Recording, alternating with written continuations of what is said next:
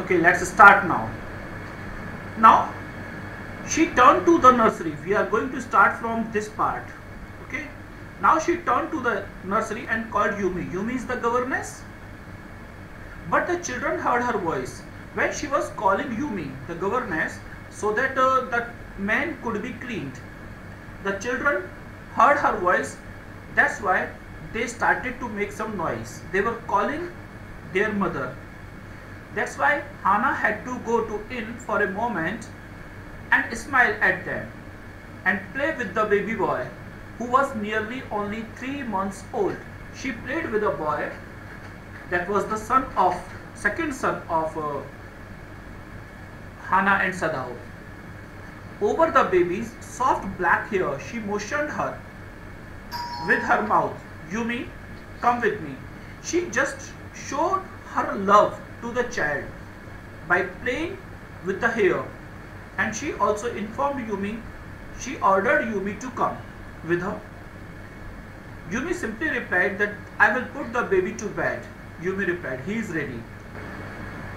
It means he had taken his bath, so now this was the time that the child should go to bed for taking a nap, sleep. After that, she went with Yumi into the bedroom next to the nursery. That was the children's bedroom, and stood with the boy in her arms while Yumi spread the sleeping quilts on the floor and laid the baby between them. Simply, it is that Yumi was taking care of the child of the bed when Hannah was taking care of the child. And Yumi prepared the bed, and after preparation, after spreading sleeping quilts, the mattresses, she put the child between them. Then Hannah led the way quickly and softly to the kitchen. Then Hannah moved to the kitchen side, where two servants were frightened. They were feared of. For what? At what their master had just told them. It means the Dr. Sadao had given the information to the servants about the prisoner, that one American prisoner was in the home now. With this news, those people were in fright. They were in fear. The old gardener, who was also a house servant, pulled the few hair on his lips. This was showing that he was thinking something. He was thinking critically, basically. The old gardener, he was stitching, or he was pulling few hairs of the mustaches. The master ought not to heal the wound of this white man, he said bluntly to Hannah. Without any expression, the servant, or we can say the gardener, is there. Gardener told that the master, Dr. Sadao, he should not care the injury of this American person, American prisoner. The white man ought to die. He was thinking, it was the view of servant, the American must be killed. First he was shot, and he was giving some supportive arguments. First he was shot. In the beginning, the bullet shot him, and then the sea caught him. Then he was trapped in the sea and wounded him with her rocks, and the rocks of the ocean made him injured. It means nature wants that the person should die. If the master heals what the gun did and what the sea did, they will take revenge on us. This is showing that he was superstitious. He was superstitious that if the nature is going to take a revenge from him, what would they do? Means if doctor is going to do some action which is against the nature, and nature wants to die, wants to kill him, the prisoner, that's why the nature will take the revenge. He was thinking this. And Hannah courteously replied, she politely replied that I will tell him what you say, that this thing should be informed to Sadao. But herself, she was frightened. But that was the problem, that she was frightened. She was feared of the things. For what? Because of the ignorance or neglect of the gardener servants. Although she was not superstitious as the old man was, even she was not superstitious, and the gardener, he was talking about superstitions. Could it be well, ever be well to help an enemy? She was thinking that really, is it really good that an enemy should be helped? How is it possible that enemy should be helped or not? Basically, he should not be helped if we are patriot. Nevertheless, she told Yumi to fetch the hot water.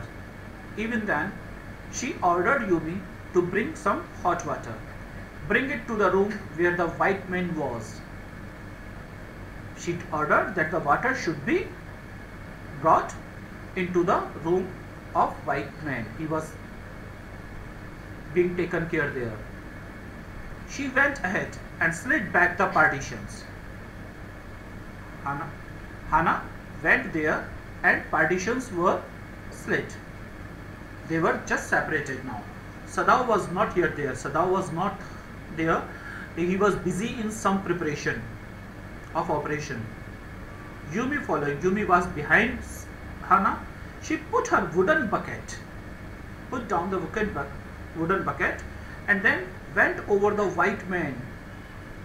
She saw the American. When she saw him, her thick lips folded themselves into stubbornness. This shows that she was very rigid at that moment. She was stiff. She did not want to see that sight. This was showing the neglect or ignorance of her also. And she replied, I have never washed a white man, that she have never cleaned a white person. And I will not wash so dirty a one now. And she simply exclaimed. She gave her ideas that she was not going to wash that person, that American. It means once again she was defying the order of her master and mistress. She was not following the order. Even she was a servant. But she was also a Japanese. So she had that right to show the emotions for an enemy. And she was showing. Hana cried her at severely. Hana became aggressive and she cried. She shouted, you will do what your master commands you. She shouted that a servant should follow the commands of the owner, of the master. But there was so fierce a look of resistance upon Yumi's round, dull face. But the expression of Yumi was showing that she was not going to follow the orders of Hana. She was refusing. That Hana felt unreasonably afraid. With those expression, Hana started to fear. After all, if the servant should report something that was not as it happened, she was thinking that if servants were going to give the report to the police, so definitely Sadao and Hana would be considered as traitor. So she did not want that they should be refused.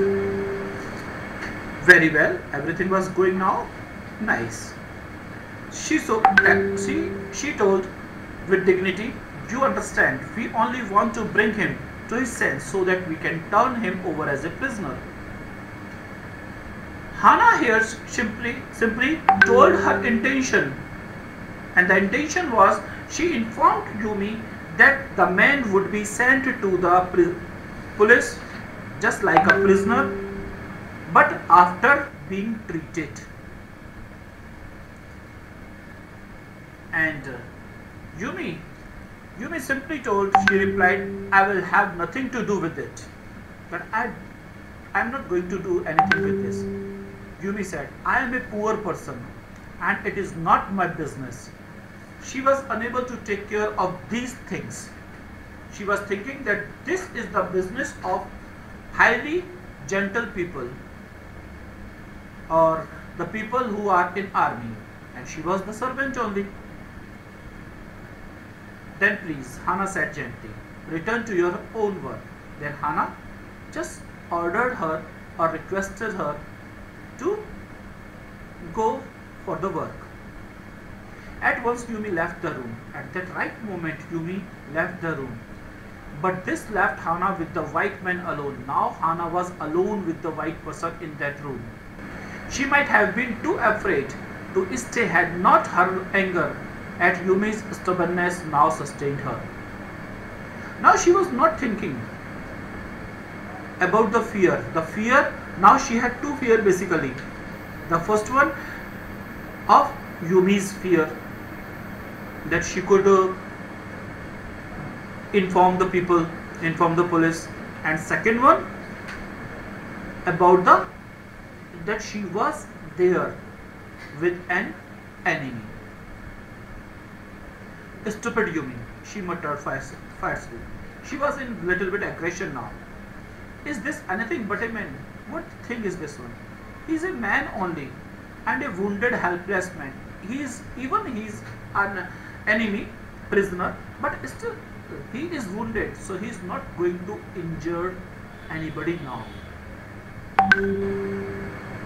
In the conviction of her own superiority, she bent impulsively and untied the knotted rugs that kept the white man covered.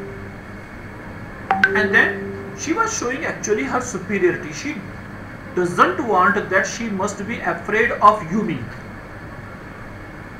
And then she bent to the American and she started to unknot his rags. She started to remove the shirt from his body. When she had his breast bare, she dipped the small clean towel that Yumi had brought into steaming hot water and washed his face.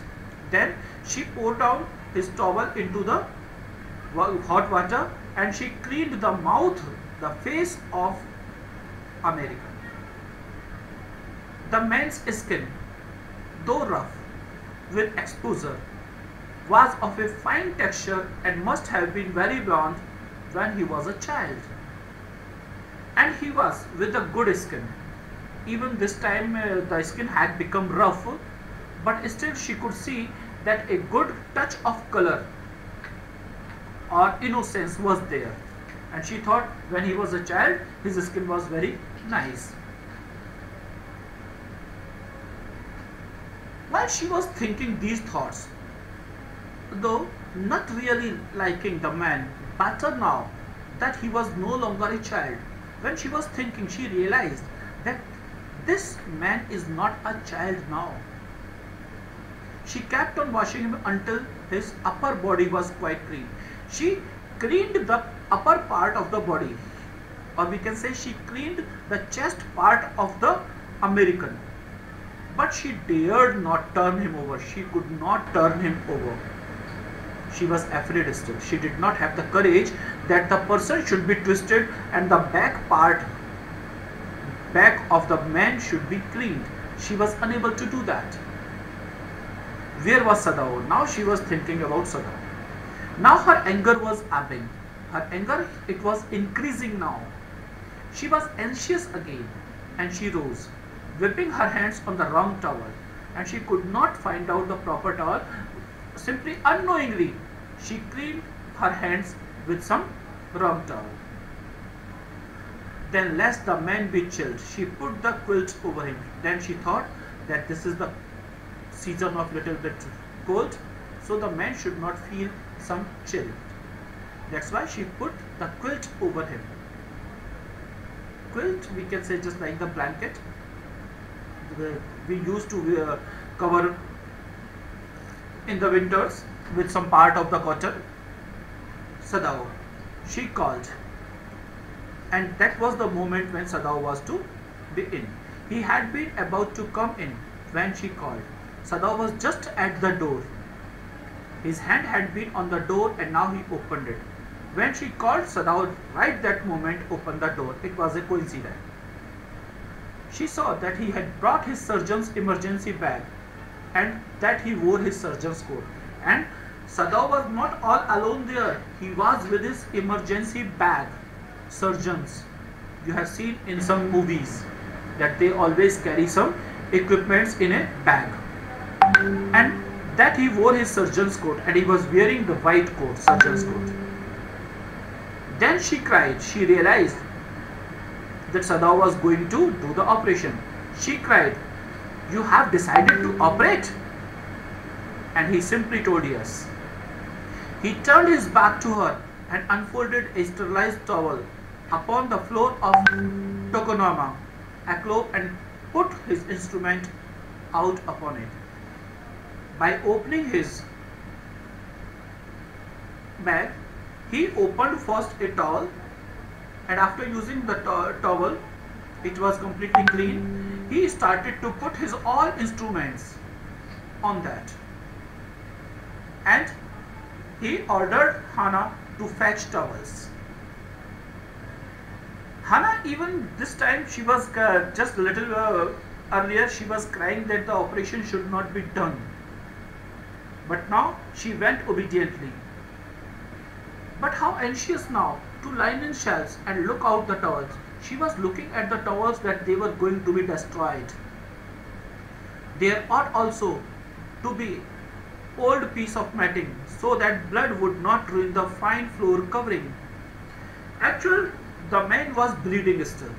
So she thought that blood should not make the mattress dirty. She did not want that her own home things should be damaged. She went out to the back veranda where the gardener kept strips of matting with which to protect delicate shrubs on cold nights, and took an armful of them. You all know that some green mats are there which we used to put over our plants. So she went into the garden and she took some pieces of that mat and she came back. But when she went back into the room, she saw this was useless. Actually, she brought all these mats so that it can cover the blood, so that blood should not ruin the mattress. But when she reached the room, she realized that the blood had already soaked through the packing in the man's wound and had ruined the mat under him. It means the bleeding was going on thoroughly there, and because of the bleeding, the mattress has been started to be stained. Blood was blood was coming on the mattress, which was under the American. Look here, even Sadao, he was helping the American. For what? Because Sadao was a doctor. But for what Hannah was doing all these things? Hannah was not a doctor. She completed her studies, but she never practiced. She was not in job. She was a Japanese only. So she must treat like an enemy. But now she was not treating him like an enemy. She was following the example of her husband. She was a true Japanese and she believed in her husband. So she thought that the husband was doing the right job and she must be always with her husband. That's why she was taking care of this American. Oh, the mat, she cried. Yeah, it's ruined. It is destroyed now, as though he did not care. And Sadao was showing that he was not caring the mattresses and other things. He was just taking care of a man. Even that was an enemy. Help me to turn him, he commanded her. She obeyed him without a word, and he began to wash the man's back carefully. Now Sadao was cleaning the back of American. Then Hannah told, Yumi would not wash him. That Yumi didn't wash. Sadao simply asked, did you wash him then? It means Hannah washed him. not stopping for a moment, but he was not stopping himself. He was doing his business, his swift, concise movement, the operation, all the activities, they were going on in a proper way. Hannah replied, yes, she watched. He did not seem to hear her, but Sadao did not show any interest in listening Hannah. But she was used to his absorption when he was at work. But Hannah knew that whenever Sadao is busy at work, he always does the same thing. Means Sadao's chief concern is always to take care of the patient. She wondered for a moment if it mattered to him what was the body upon which he worked so long as it was for the work he did so excellently. Then she realized that it doesn't matter on which body he was working. Sadao was doing the operation of whom? The basic thing is this one, that Sadao was working on a body of human. So it was his utmost prior duty to save the man. When Hannah was asked by Sadao, he said, you will have to give the anesthetic if he needs it. Anesthesia to make unconscious, he ordered Hannah. But Hannah was never in practice, so she was hesitated. But never have I. She didn't have done any time. Sadao, he became impatient. He showed it's easy enough. He was taking out the packing now, and the blood began to flow more quickly. That was the time when he was taking out the packing, which was the packing of injury of American. And when he opened the mouth of that injury, blood starting to flow. He peered into the wound with the bright surgeon's light fastened on his forehead. You can see in the pic also image that surgeons used to wear a band on their head with a light so that they could see easily into the wound. And Sadao was also using that light. The bullet is still there. Bullet was still. He said with cool interest, now I wonder how deep this rock wound is. He was thinking that how deep the injury was. If it is not too deep, it may be that I can get the bullet. He was thinking that if the bullet is not deep, if it doesn't reach to the kidney, then it would be easy to get the bullet out. But the problem was, but the bleeding is not superficial, but the bleeding has been done too much because he has lost much blood. So bleeding should be stopped any moment, at any condition. At this moment, Hannah choked. He looked up and saw her face and the color of sulfur.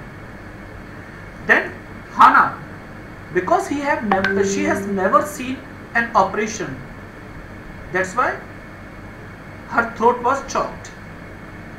Then for a moment Sadao looked at his wife, and the face of that lady Hannah was like a sulfur.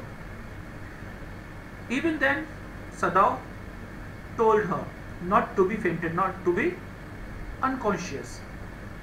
He did not put down his exploring instrument. He did not put his instrument down, because he told, if I stop now, the man will surely die. The American enemy would be died. She clapped her hands out to her mouth and leaped up and ran out of the room. She put her hands on her mouth and she left the room. Outside in the garden, he heard her retching. Outside, she started to do vomiting. But he went on with his work. He was continuously working. And he was thinking, look, what was the condition? Just we are going to complete this one. It will be better for her to empty her stomach. He thought, Sadao thought that it would be better that the vomiting must be done. He had forgotten that of course she had never seen an operation. He forgot for some moment. But her distress and his inability to go to her at once made him impatient and irritable with this man who lay like dead under his knife. He became impatient and he started to be irritated to this man whom was being operated there. But for what he was distressed, see in these next line. This man, he thought, there is no reason under heaven why he should live. Actually, he was thinking that this man should die. For what this man should die? Because there is no benefit of living him. If he would live, definitely he would again battle with the country Japan. So he was thinking that my wife was out because of him. She was not feeling well and Sadao was saving him. Is that clear? Next we will take care in the next class.